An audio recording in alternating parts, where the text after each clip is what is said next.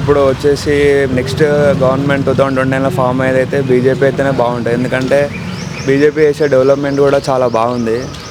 మొన్న చూసినట్టయితే operation Sindoor attack కూడా ప్రోగ్రామ్ సక్సెస్ చేసింది కూడా బీజేపీ గవర్నమెంట్ అయితే బాగుంటుంది అని మేము అనుకుంటున్నాం. చాలామంది ఏమంటున్నారంటే బీజేపీ ఇంకా ఉగ్రవాదులను అటాక్ చేయనుండే, యుద్ధం అనేది స్టార్ట్ చేయనుండే అని చాలామంది అనుకుంటారు. సో ఒకవేళ చేస్తే బాగుండా, చేయకపోతే బాగుండా? అట్లేం లేదు బ్రో. కాకపోతే ఇంతకుముందు ఉన్న కాంగ్రెస్ గవర్నమెంట్ అప్పుడైతే చాలా అటాక్స్ జరిగినాయి. ఒకటేమో తాజ్ హోటల్లో జరిగింది, ఇంకోటి చాలా జరిగినాయి.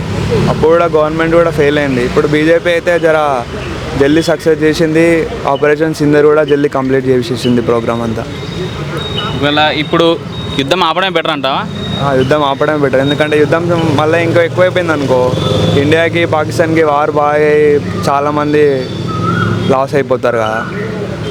ఇంపోర్టింగ్ ఎక్స్పోర్టింగ్ బిజినెస్ కూడా స్టాప్ అయిపోయింది ఆల్రెడీ. కాకపోతే మనల్ని ప్రొటెక్ట్ చేసుకోవడం బీజేపీ గవర్నమెంట్తో అయితేనే సక్సెస్ అయిపోతుంది.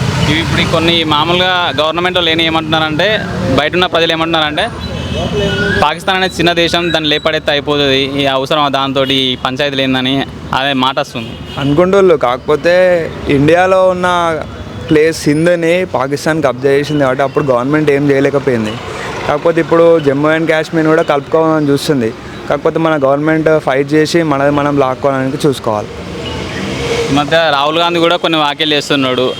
మన జెట్ ఫైట్ని గులగొట్టిండు, మన జెట్ని అవి ఎంతమందిని గులగొట్టిరు, ఏం చేసిరు అని మన ఇండియా మీదనే కొన్ని ప్రశ్నలు వేస్తున్నాడు.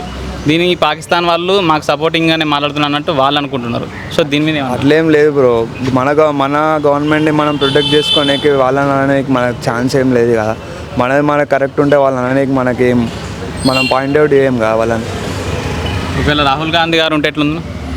ఇక ఉంటే ఎట్లుంటుంది అంటే అప్పుడు మనం వచ్చినాక చూసుకుంటే తెలుస్తుంది ఉంటే ఎట్లుంటుంది అనేది. Okay bro, thank you.